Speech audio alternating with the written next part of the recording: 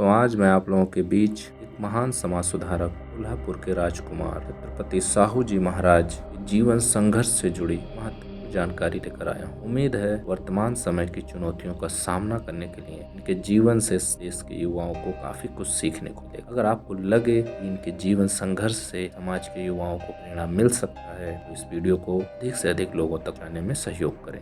Channel को subscribe करना बिल्कुल न भूलें, इससे हमारा मनोबल बढ़ता है। चलिए शुरू करते हैं। छत्रपति साहू जी महाराज भारत के एक प्रख्यात समाज सुधारक, दूरदर्शी शासक और सामाजिक न्याय के प्रबल समर्थक थे। इनका वास्तविक नाम यशवंतराव जाधव था। वे कोल्हापुर के शासक थे और भारतीय समाज में शिक्षा, सामाजिक समानता और अस्पृश्यता उन्मूलन के क्षेत्र में उनके योगदान के लिए उन्हें याद किया जाता है। उनका जीवन सामाजिक और राजनीतिक चेतना उत्कृष्ट उदाहरण है। छत्रपति साहू जी महाराज को भारत में सच्चे प्रजातंत्रवादी और समाज सुधारक के रूप में जाना जाता है। कोल्हापुर के इतिहास में एक अमूल्य मणि के रूप में आज भी प्रसिद्ध है। छत्रपति साहू जी महाराज ऐसे व्यक्ति थे जिन्होंने राजा होते हुए भी दलित और शोषित वर्ग के कष्ट को समझा और सदा उनसे निकटता बनाए रखी। उन्होंने दलित वर्ग के बच्चों को मुफ्त शिक्षा प्रदान करने की प्रक्रिया शुरू की, गरीब छात्रों के छात्रावास स्थापित किए और बाहरी छात्रों को शरण प्रदान करने के लिए आदेश दिए।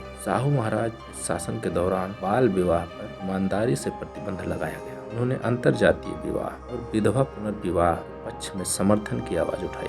गतिविधियों के लिए साहू जी महाराज को कड़ी आलोचना का सामना करना पड़ा। साहू जी महाराज ज्योतिबा फूले से प्रभावित, लंबे समय तक सत्यशोधक समाज फूले द्वारा गठित संस्था के संरक्षक भी रहे। छत्रपति साहू जी महाराज का जन्म 26 जुलाई 1874 को गगनवाड़े गांव महाराष्ट्र में हुआ था। उनके पिता का नाम श्रीमंत जय सिंह राव बाबा साहब घाटगे था। छत्रपति साहू जी महाराज का बचपन का नाम यशवंतराव था। छत्रपति शिवाजी महाराज प्रथम के दूसरे पुत्र और वंशज शिवाजी चतुर्थ कोल्हापुर में राज्य कर। ब्रिटिश षड्यंत्र और अपने ब्राह्मण दीवान की गद्दारी की वजह से जब शिवाजी चतुर्थ का कत्ल हुआ, उनकी विधवा आनंदी बाई ने जागीरदार जय सिंह राव बाबा साहेब घाट पुत्र यशवंतराव को मार्च 1884 ईस्वी में गोद ले लिया। बाल्यावस्था में ही यशवंतराव को साहू महाराज की हैसियत से कोल्हापुर रियासत की राजगद्दी को संभालना पड़ा। यद्यपि राज का नियंत्रण उनके हाथ में काफी समय बाद अर्थात 2 अप्रैल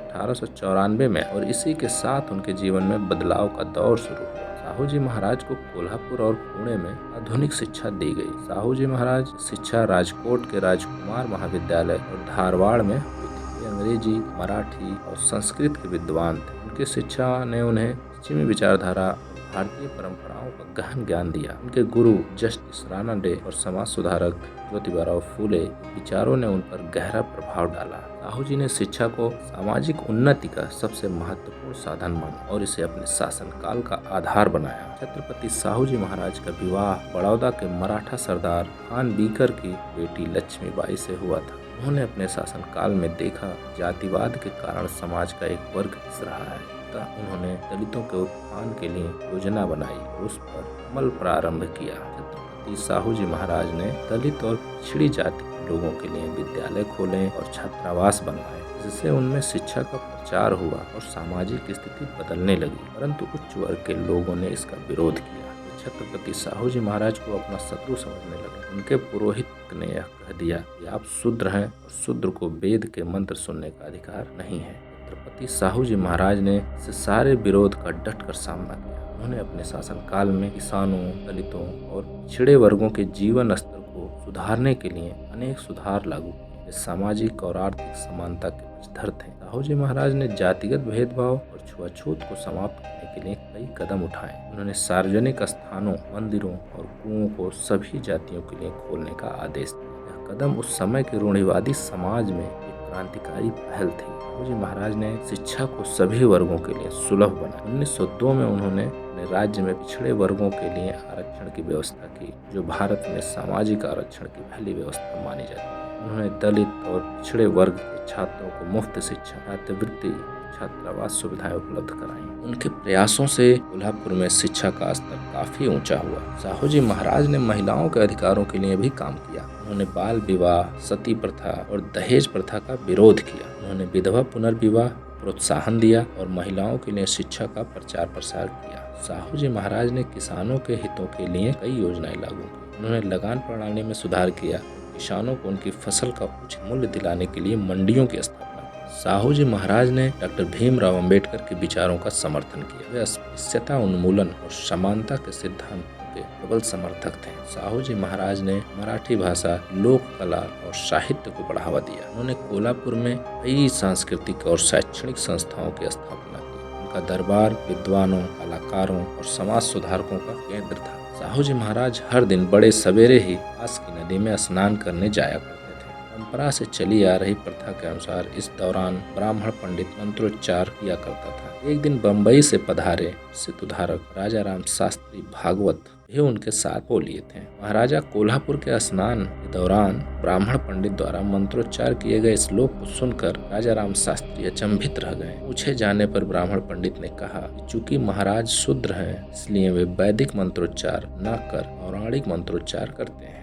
ब्राह्मण पंडित की बातें साहू जी महाराज को अपमानजनक लगी। उन्होंने इसे एक चुनौती के रूप में लिया। महाराज साहू के सिपह सालारों ने एक प्रसिद्ध ब्राह्मण पंडित नारायण भट्ट सेवेकरी को महाराजा का योगोपवीत संस्कार करने को राजी किया। यह सन 1901 की घटना है। जब यह खबर कोल्हापुर के ब्राह्मणों को हुई, वे बड़े कुपित हुए। उन्होंने नारायण भट्ट पर कई तरह की पाबंदी लगाने की धमकी दी। अब इस मामले पर साहू जी महाराज ने राजा पुरोहित से सलाह ली, किंतु राजा पुरोहित ने भी इस दिशा में कुछ करने में अपनी असमर्थता प्रकट कर दी। इस पर साहू जी महाराज ने गुस्सा होकर राज पुरोहित को बर्खास्त कर दिया। सन 1902 के मध्य में साहू जी महाराज इंग्लैंड गए हुए थे। उन्होंने वहीं से एक आदेश जारी कर कोल्हापुर के अंतर्गत शासन प्रशासन के 50% पद पिछड़ी जातियों के लिए आरक्षित कर दिए। महाराज के इस आदेश से कोल्हापुर के ब्राह्मणों पर जैसे गाज गिर गई। उल्लेखनीय है कि सन 1894 में जब साहू जी महाराज ने राज्य की बागडोर संभाली थी, उस समय कोल्हापुर के सामान्य प्रशासन में कुल 71 पदों में से 60 ब्राह्मण अधिकारी नियुक्त थे। इसी प्रकार लिपिकीय पद के 500 पदों में से मात्र 10 पर गैर ब्राह्मण थे, बाकी सभी ब्राह्मण थे। साहू जी महाराज द्वारा पिछड़ी जातियों को अवसर उपलब्ध कराने के कारण सन 1912 में 95 पदों में से ब्राह्मण अधिकारियों की संख्या 35 रह गई। सन 1903 में साहू जी महाराज ने कोल्हापुर स्थित शंकराचार्य मठ की संपत्ति जब्त करने का आदेश दिया। दरअसल मठ को राज्य के खजाने से भारी मदद दी जाती थी। कोल्हापुर के पूर्व महाराजा द्वारा अगस्त 1863 में प्रसारित एक आदेश के अनुसार कोल्हापुर स्थित मठ के शंकराचार्य को अपने उत्तराधिकारी की नियुक्ति से पहले महाराजा से अनुमति लेनी आवश्यक थी, परंतु तत्कालीन शंकराचार्य उक्त आदेश को दरकिनार करते हुए शंकेश्वर मठ में रहने चले गए थे, जो कोल्हापुर रियासत के बाहर था। 23 फरवरी 1903 को शंकराचार्य ने अपने उत्तराधिकारी की नियुक्ति की थी। यह नए शंकराचार्य लोकमान बाल गंगाधर तिलक के करीबी थे। 10 जुलाई 1905 को इन्हीं शंकराचार्य ने घोषणा की कि चूंकि कोल्हापुर भोसले वंश की जागीर रही है, जो कि क्षत्रिय घराना था, इसलिए राजगद्दी के उत्तराधिकारी छत्रपति साहू जी महाराज स्वाभाविक रूप से क्षत्रिय हैं। मंत्री ब्राह्मण हो और राजा भी ब्राह्मण हो या क्षत्रिय हो, किसी को कोई दिक्कत नहीं थी, लेकिन राजा की कुर्सी पर वैश्य या शूद्र शख्स बैठा हो तो दिक्कत होती थी। छत्रपति साहू जी महाराज क्षत्रिय नहीं, शूद्र मानी गई जातियों में से आते थे। सत के शासन प्रशासन में पिछड़ी जातियों का प्रतिनिधित्व निस्संदेह उनकी अभिनव पहल थी। छत्रपति साहू जी महाराज ने सिर्फ यही नहीं किया, तो उन्होंने पिछड़ी जातियों समेत समाज के सभी वर्गों, मराठा, महार, ब्राह्मण, क्षत्रिय, वैश्य, ईसाई, मुस्लिम और जैन सभी के लिए अलग अलग सरकारी संस्थाएं खोलने की पहल की। साहू जी महाराज ने उनके लिए स्कूल और छात्रावास खोलने के आदेश जारी किए। जातियों के आधार पर स्कूल और छात्रावास असहज लग सकते थे, किंतु निस्संदेह यह अनूठी पहल थी उन जातियों को शिक्षित करने के लिए जो सदियों से उपेक्षित हैं। उन्होंने दलित पिछड़ी जातियों के बच्चों की शिक्षा के लिए खास प्रयास किया। उच्च शिक्षा के लिए उन्होंने आर्थिक सहायता उपलब्ध कराई। साहू जी महाराज के प्रयासों का परिणाम उनके शासन में ही दिखने लग गया। स्कूल और कॉलेजों में पढ़ने वाले पिछड़ी जातियों के लड़के लड़कियों की संख्या में उल्लेखनीय प्रगति हुई। कोल्हापुर के महाराजा के तौर पर साहू जी महाराज ने सभी जाति और वर्गों के लिए काम किया। उन्होंने प्रार्थना समाज के लिए भी काफी काम किया था। राजा राम कॉलेज प्रबंधन उन्होंने प्रार्थना समाज को दिया था। छत्रपति साहू जी महाराज ने कोल्हापुर की नगर पालिका के चुनाव में अछूतों के लिए भी सीटें आरक्षित की थी। यह पहला मौका था राज्य नगर पालिका का अध्यक्ष से जाति से चुनकर आया था। उन्होंने हमेशा ही सभी जाति वर्गों के लोगों को समानता की नजर से देखा। साहू जी महाराज ने जब देखा कि अछूत पिछड़ी जाति के छात्रों की राज्य के स्कूल कॉलेजों में पर्याप्त संख्या है, तब उन्होंने एक आदेश से इनके लिए खुलवाए गए पृथक स्कूल और छात्रावासों को बंद करवा दिया और उन्हें सामान्य व उच्च जाति के छात्रों के साथ ही पढ़ने की सुविधा प्रदान की। ये छत्रपति साहू जी महाराज ही थे जिन्होंने भारतीय संविधान के निर्माण में महत्वपूर्ण भूमिका निभाने वाले डॉक्टर अम्बेडकर उच्च शिक्षा के लिए विलायत भेजने में अहम भूमिका अदा की। महाराजा धीराज बालक भीमराव की तीक्ष्ण बुद्धि के बारे में पता चला। वे खुद बालक भीमराव का पता लगाकर मुंबई की सीमेंट परेल चाल में उनसे मिलने गए